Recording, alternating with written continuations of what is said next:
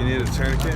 Heroin makes you feel like okay with everything. You know, it brings you to this really calm state of like peace and euphoria.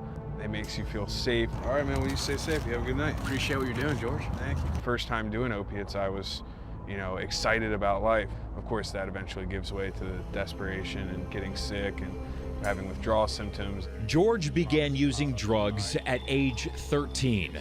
Ecstasy, mushrooms, LSD. He began shooting heroin at just 21. Eventually that brought me to oxycodone. I did that for a few months and switched to heroin.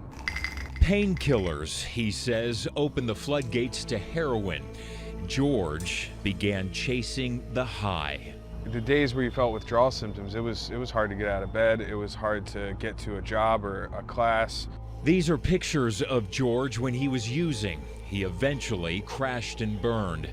The days of feeling dope sick, the withdrawals, falling behind on the rent, his life was in a tailspin.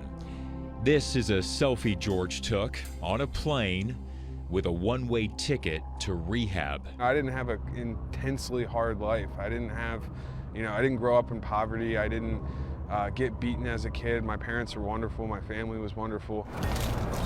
If you didn't know George and you saw all of this in the back of his car, you'd assume he's still an addict, or even worse, a drug dealer.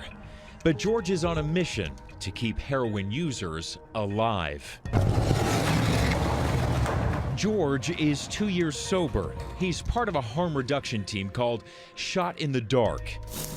It's a nonprofit that supplies addicts with clean needles, cotton swabs, alcohol wipes, tourniquets, even the life-saving drug Narcan.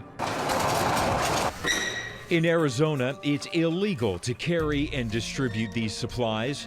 Authorities here say all of this is drug paraphernalia. In other words, it's a felony to give addicts clean needles. George and his team, they keep a low profile. At around 2 o'clock in the afternoon, they send out a text message on an app. It gives drug addicts a time and location to meet up to get clean supplies.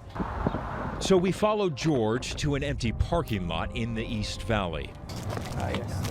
All right, man. Have a good one. As soon as it turned 5 o'clock, addicts began showing up looking for needles and supplies. There are some people out there who will say, listen, handing out needles, syringes, Narcan isn't solving the opioid crisis that we have here in the Valley. What do you say to those people? I would say, one, what's your solution?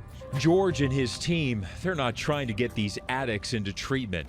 He's simply trying to keep diseases like Hep C and HIV from spreading.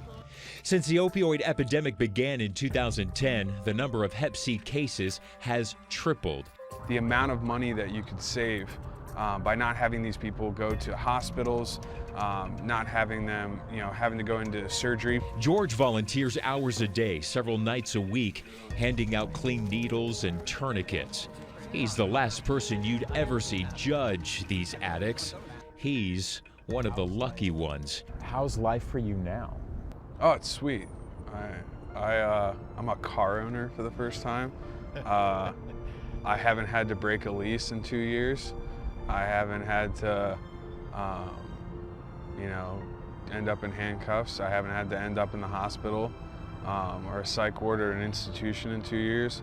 And I get to do something I'm passionate about, which is, you know, helping people.